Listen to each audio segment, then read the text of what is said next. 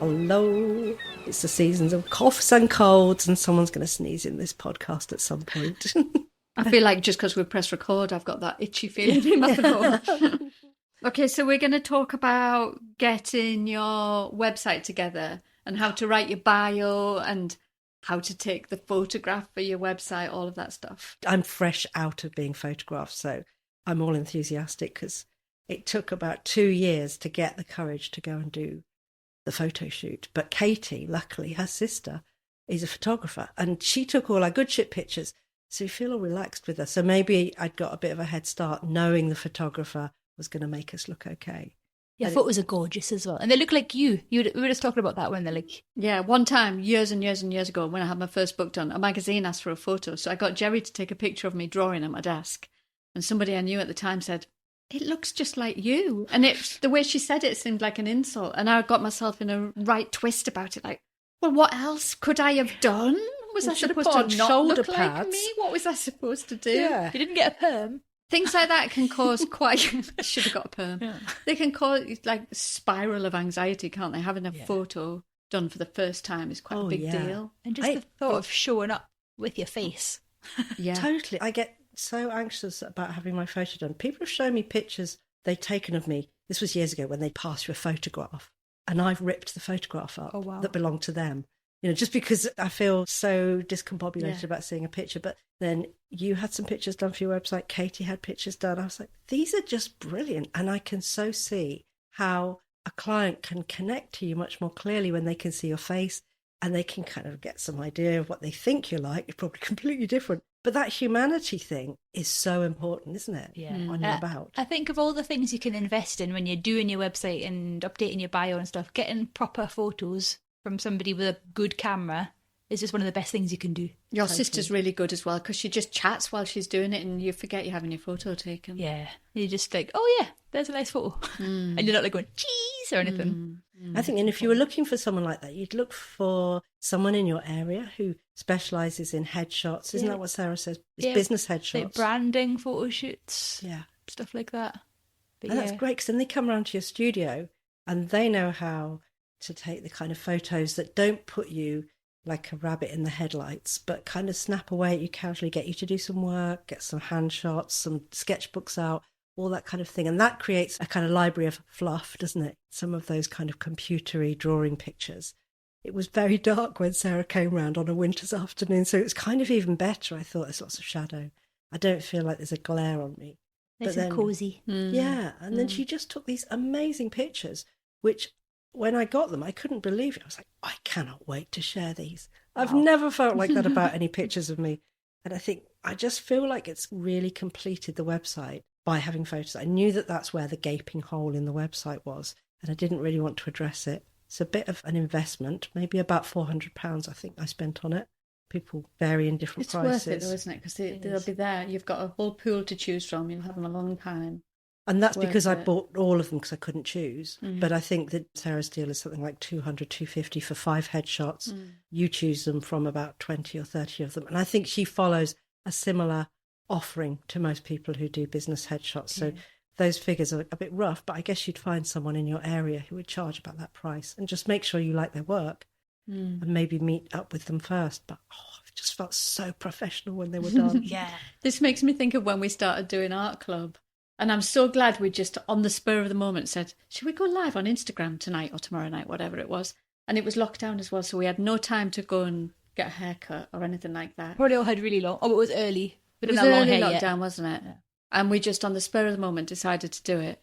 And that meant we were just ourselves. And I'm so glad we did it like that. Might as well, like, almost in pyjamas. Yeah, I mean, literally in pyjamas a lot of the time. Let's draw pictures. So I'm just thinking really that Yaz song, The Only Way Is Up. Start in your pyjamas. Stay there for a long while with no makeup on. Then everyone's going to say, wow, the moment you put clothes on and a bit of mascara. I suppose that's like what we talk about, having something to improve on as well. Not that we've improved Art Club. But like for photos, like I suppose you might feel daunted by hiring a professional photographer, but maybe the first step is having a picture of you on the website. Because I know as illustrators, it's tempting to draw a smiley face and be like, that's me. You don't need a photo. But even if you've got a photo from your phone or something. I've got Jerry to take photos of me before because he's quite good at taking pictures. He's not a professional photographer, but he's quite good at it. And because I feel relaxed around him, he sometimes takes some of the funniest shots, because we were doing some photos one day and I was starving and I went and got some crackers and cheese from the kitchen, and he just carried on taking pictures, and it's actually on my website because that is mostly my studio snack while I'm at work. So it was perfect. Yeah, I often find it much easier if I've got Peggy, the dog, in the room as well. Props A help, prop like a dog just makes you feel a lot calmer. Something to do with your hands as well. Yeah. Like stroke the dog. Yeah, Or or the draw. sketchbook. Yeah, definitely. Yeah, a picture with nothing in my... I don't know where you put your hands. They hang by your side. You fold them around your face. Vogue. It's impossible. Having someone in your house who can take reasonable pictures. Well, Jerry's good at it. That's probably the best way, because you can also get them to take loads without them saying, I've been here 4 hours now, so this is the bill. You know, you can keep having shots done until you find something you like, but, you know, just overcome that fear of putting your face out there, because I think it just has such a powerful effect on allowing people to connect with you. You can write all the about stuff in the world, but without an image, it's a bit weird, because it always used to be people only put their portfolios on their websites or a series of images. But if you go on a website now and only see someone's illustration and there's no pictures of them, it looks really weird. Times have changed. Things have folded over, and it's like you have to kind of put yourself there. I really struggle with that on Instagram. If somebody's never posted their face and if their profile picture isn't their face, and they come over and they're like, hello, I'm so-and-so. I'm like, I don't know who you are because I've never seen you. But then if they show you their work, you can sort of be like, oh, it's you. But I find it really hard to be someone's friend online. Me too, especially if you don't even use their name as their Instagram name. So there's no photo, no name. I find that really difficult to...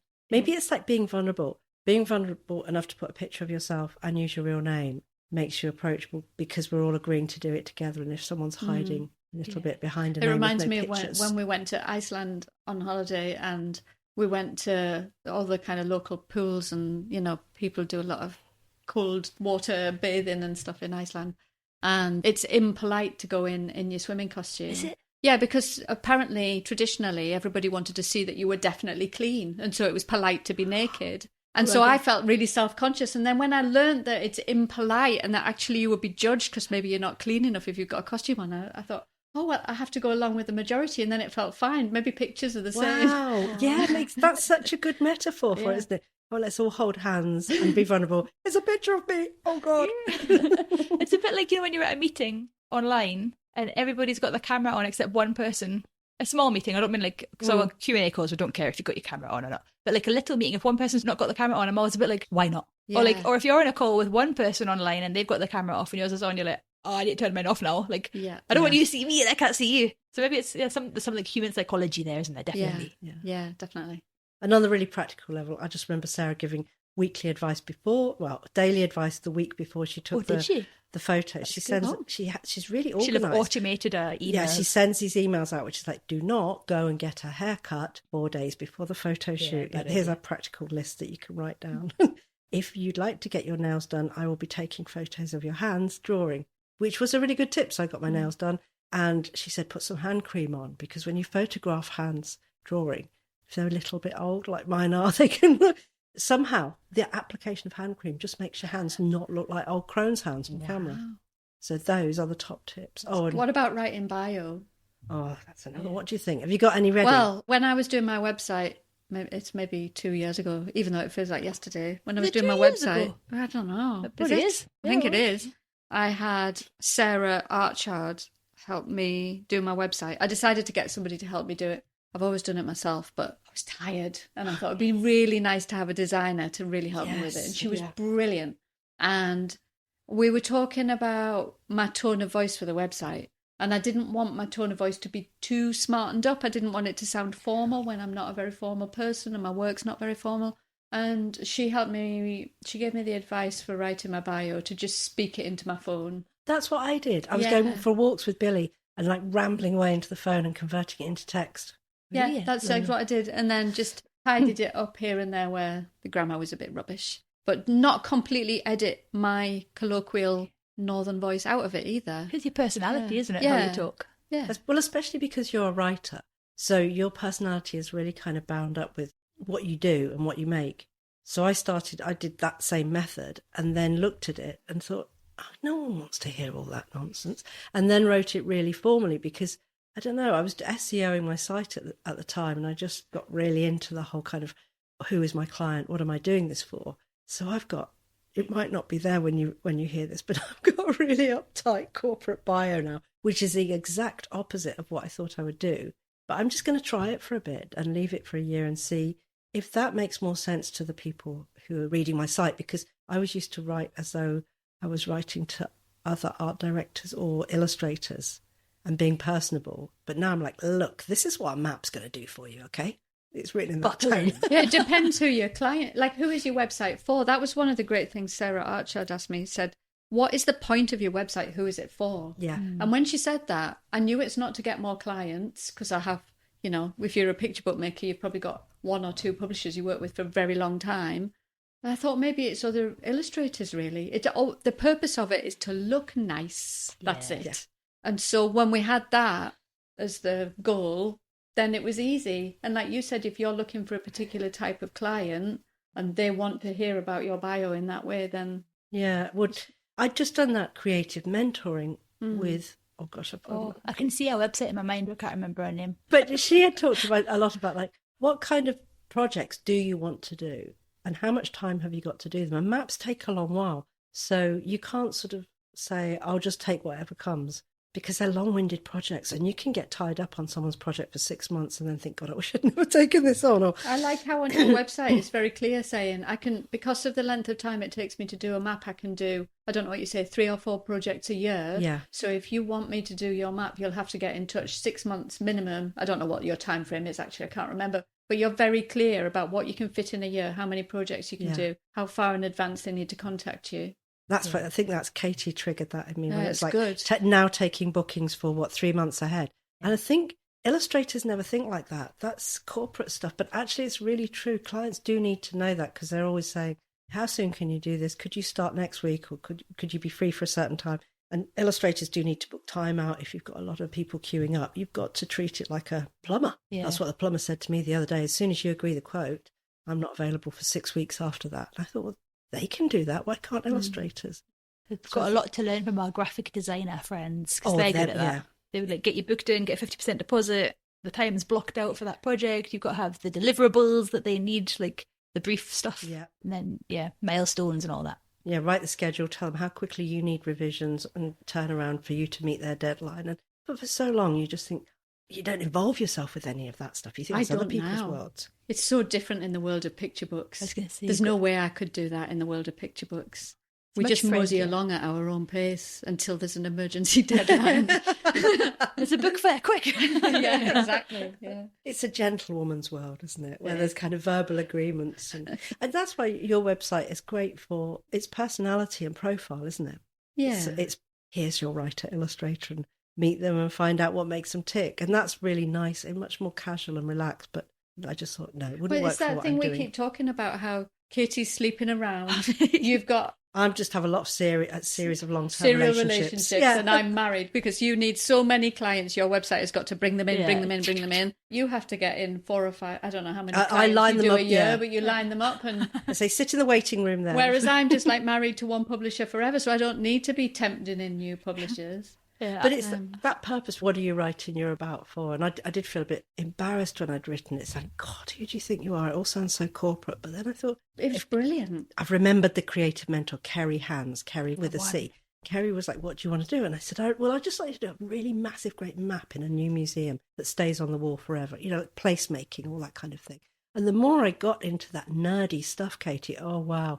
You remember saying, well, you thought you loved SEOing so much and you got deep into that world. I thought, well, I'd better talk to the person who commissions those great big maps in museums, or, I don't know, placemaking projects and urban redevelopment. I've got to walk the talk, so that's why my bout was different. Well, they'll be into that, won't they? They'll be like, oh, yeah, she really knows her stuff. She's got a good track record. She's professional. That's what they want to see. That's what they want to believe. Well, I guess that's what you've got to do, haven't you? Rather than say, I've always drawn all my life, and, they don't want to know I've lived in Hong Kong for ages. Well, this is it. Like, clients don't really care about your personal life. It's nice to sprinkle maybe a tiny bit in, but even then, it's point. I think probably publishers do care, because they're nice. Yeah, I think they do, because usually if you're creating a whole picture book, it's kind of linked with who you are, because you're creating that project from scratch. So I think if there's something about you that's interesting and guides how your books are. I'm trying to think of an example of this, and I can't.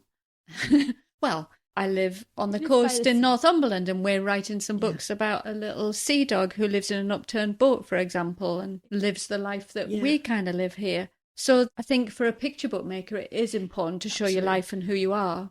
Because you write the material, so it makes sense, and it's a long-term relationship with the publisher. You provide the content, whereas Katie and I don't provide the content. We've got to marry up with these corporates to visualise their work for them. So we're talking to an entirely different bunch. It's funny because I work with lots of corporate people, but I feel like they sort of parachute into their weird corporate world and bring my wonky weirdness, and that's what they want. Yeah. So then I kind of communicate. So like on my about page, I try and say like, I know what you're about. I'm going to bring this for you, and I'm a bit weird. Bon appetit. Like, here's book a call, that sort of thing. Yeah, you're going to make their quite boring corporate meeting fun. Yes. And by memorable being and accessible and all that stuff, hopefully. Yeah. And It's there's a lot of them. So I'm like, it's all automated, form a queue, fill in this form. Little do they know, you're more corporate than they are in the background. I play them at their own game. It's like people who are in kind of general business. They're like, oh, do come to our dinner party. It'd be so fun to have an artist there. And you think, oh, I'm really going to have to get drunk and play up to fulfill the artist's role. So that's like you going to do live scribing. The artist is here. Yeah. Don't like it. I had an inquiry to go to a birthday party recently, and I was like, are they having a keynote speech at their birthday party, or like a talk or something, or like a strategy to draw? Strategy. Because I was like, I don't do portraits, because live illustration is also portraits at events, and I think they'd just seen that, and I was like, you clearly haven't looked at my website. So then they were like, we just need some pricing, and I was like, okay, I don't do portraits, but if this is a really unusual birthday party with a keynote speech, I'll send you my pricing. And then they replied, they're like, no, you're right. It's not that. And I was like, I didn't think so. Like, it's your birthday soon, Tanya. Can we have a keynote speech at your party? I'll draw it. I love that. Katie, would you live scribe it? I'll live scribe your speech. Perfect. That'd be great. Well, that's our abouts. So it's been useful if you're kind of resisting the urge, you're resisting the call of doing your about and getting photos. Go do it. It's really good. Yeah. We've got about page bingo in the business course as well. So if you're in the business course, it's worth finding that. I think it's like week 2. I don't know what week it is, I'm lying. But if you find the about page stuff, we've got a guide in there. That's like Katie shoving you through a slightly closed door and suddenly the lights are on you and you're so glad you're out there. I think if it sounds overwhelming as well, I think you should just stick the best photo on your phone on your website. Yeah. And you should just talk into your phone for your bio, stick it on there for now, and leave it a month or something, and then come back with fresh eyes and edit it. Because it's better than nothing. Just put what you can for now, and then fix it later. Half-arse it, Katie. Exactly. Yeah. Half-arse it. Yeah, that will do. Yeah. Just don't have nothing on there. Yeah. Because then everyone thinks you're a robot in this day and age, and they didn't 15 years ago. Yeah. But things have changed a bit, haven't they? Good luck. Bye. Bye-bye.